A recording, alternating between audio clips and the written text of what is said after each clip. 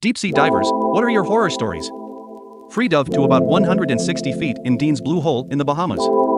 It's where a lot of the free diving world records are set. Super neat place, Google a picture.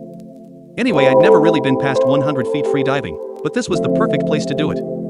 No current, there's ropes to keep you straight and allow a slight pull back up. Scary part is that you become pretty strongly negatively buoyant after like 60 feet, so you're basically hauling ass down while doing nothing and using very little air. So I'm dazed out a bit, feeling good and counting the lines that mark depth, and all of a sudden feel pressure like my trachea is going to collapse, and wake up and realize I've counted to the line that's around 160 feet or so. Very scary moment, because I wasn't sure if my body could take the depth or if I had gone too far and wouldn't have enough air to get back up, which is a much slower and more air-intensive process. Well, here is my story.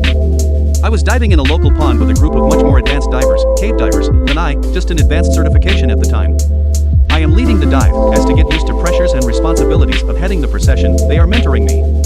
It is a Texas puddle, visibility 10 feet max, not too deep, maybe 25 feet. The known horrible visibility makes it impossible to navigate by compass. We follow a line, string, put by other divers. These lines go from one sunken item to another. So, I know I am about to hit a small sunken boat, don't remember which one, there are a few similar in a row in the same state of decay. So, I am first in the group, I get to the boat and see someone's black army boot sticking out from the inner quarters. Curious thing is, it looks somewhat new, not like items you find on the bottom. Hard to see, too much muck in the water. So, I touch the boot, thinking it is by itself, but it won't lift, like it is attached to something heavy. I put my hand further in and feel the leg continuing out, pants, the calf, and I see the second leg now. Fuck with a big letter F, right? I turn around and show a sign for the emergency ascent to the group behind me. Everyone has a sour face, no one wants to surface, but it is a rule that if one says up, others in a group must abort, no questions. They wanted me to explain what signs why, but what is a diver's sign for a cadaver? I feel like I rush toward the surface, even though trying to stay calm and take time. So, we are on the lake's surface, I have this adrenaline rush, can't breathe enough. So, I tell them there is a body down there.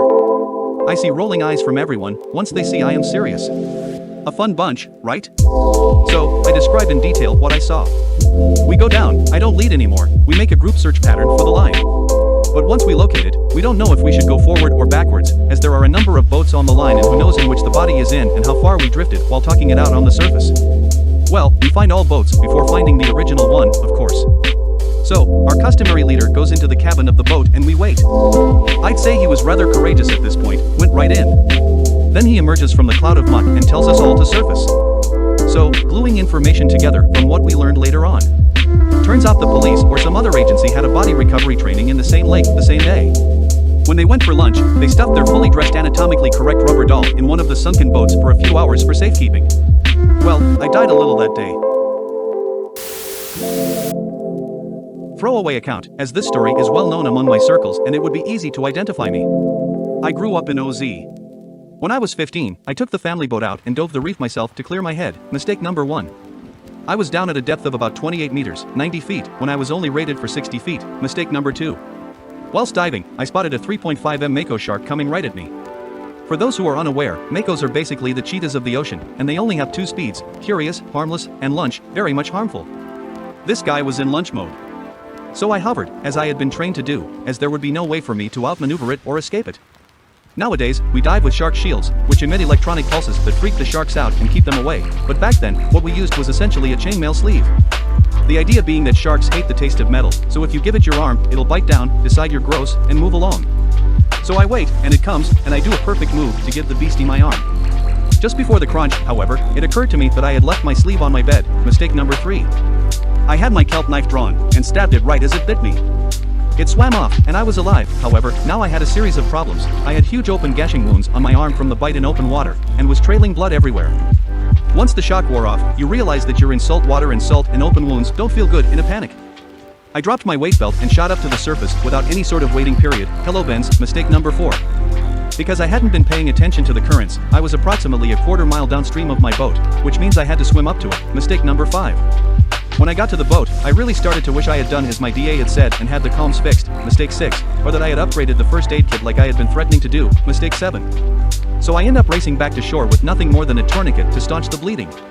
Long story short, my series of unfortunate self-inflicted events earned me 172 stitches, boatloads of physical therapy because the shark had actually bitten down on my tricep and detached it, and easily identifiable scars on one of my arms for the rest of my life.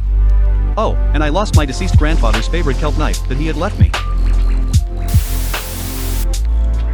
TLDR, I fell asleep while diving.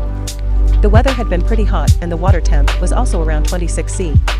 We'd done a dive and a long swim in the morning.